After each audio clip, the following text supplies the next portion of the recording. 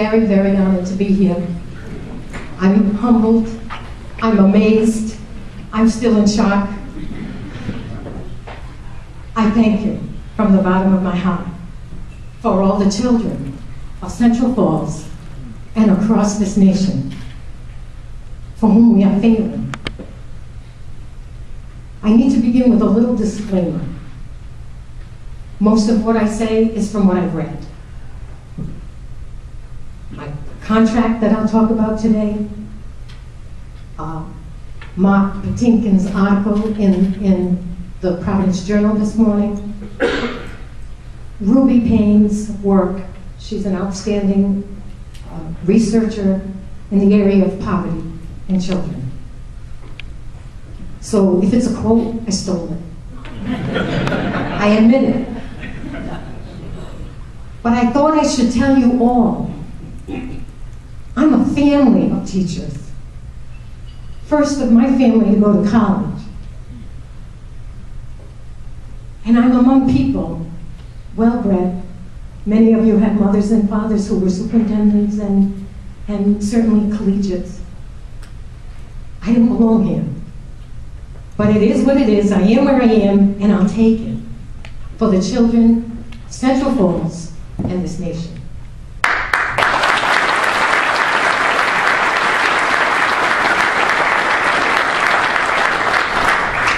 So I want to begin by letting you know, no vote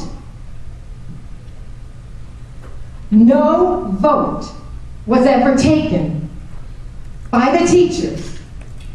They never had a chance because the union said, no, this is the way we're going. No, she'll never do it. No, we don't agree with the rules that she's following. The rules were passed by this current administration. The rules were simple. They were, if you are named the lowest performing school, then you must do one of four things. I didn't make it up. And we all wanted transformation. We've been in transformation for 3 years in Central Falls. From the moment I stepped foot in Central Falls as superintendent, we were in transformation. We had honesty, we had transparency, we had this is what I say, this is what I mean, this is where we need to go, here are the standards, and these poor children need to get there. And they can. And what did I receive in return? Parents don't care. They never come to anything.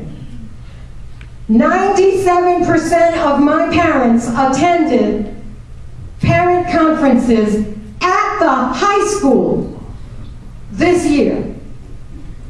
That's 3 years of encouragement.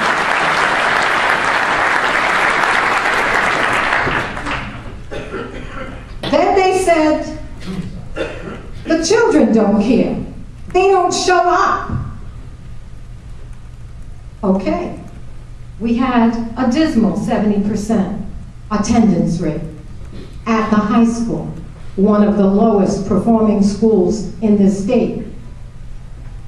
3 years of transformation, and we now have 89 and 90% attendance rate at our high school. We are showing we care.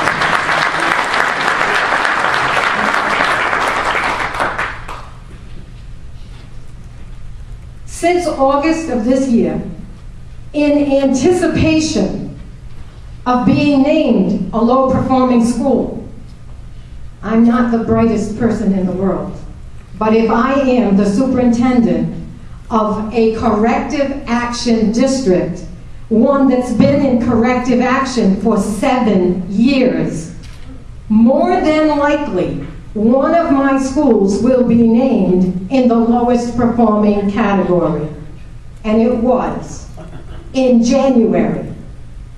But I had been preparing, reading all the rules, understanding what it took, and meeting with stakeholders, parents, community members, the union, trustees, the public, parents, students. And what do I hear in that twisted information? We never met. We didn't know it was coming. Untrue. Dated, signed attendance sheets, you name it, we've got it. They knew. So now what? I am a teacher. I protect my teachers. They're wonderful people. They don't deserve what's happening to them. And yet, in many ways, the finest of them do deserve it, because somehow, and I have yet to figure it out, somehow, they lost their voice. Teachers are leaders. Any age, kindergarten through grade 12, teachers are leaders. They are role models. They need a backbone. They need more courage than anyone else in the universe. And my teachers in Central Falls, well informed, with every stitch of paper I ever received, they received. With every public meeting, understanding and nodding their heads and agreeing that these simple elements for transformation are possible. Over and over again, repeating, yes, Dr. Gallo, that you're not asking for too much. That seems reasonable. Then suddenly, when in a true request for an assurance from the people who matter, the union, we hear no. Shame on all of us for letting that happen. I did not ever foresee that this would happen. All along the way, from August until February 12, I wholeheartedly believed that the teachers were with me, that this was going to happen, that true transformation would take place, and Central Falls would be a leader of schools for the state of Rhode Island.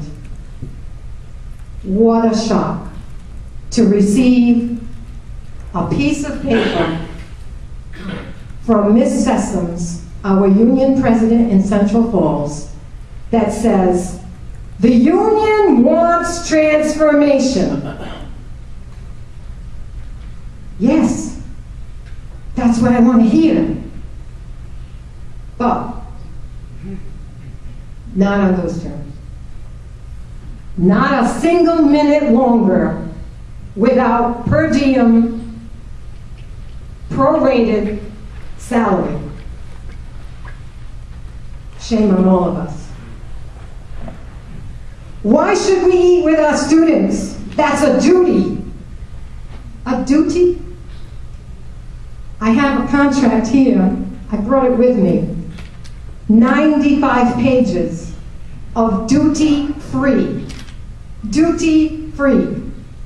living. It's a shame. If, God forbid, we were to have an intruder in the building, who runs out? Well, it's up to the administrators. And then they call me. Can you picture me running? 850 kids, nearly 100 staff, and you'll have 4 people because it's duty-free.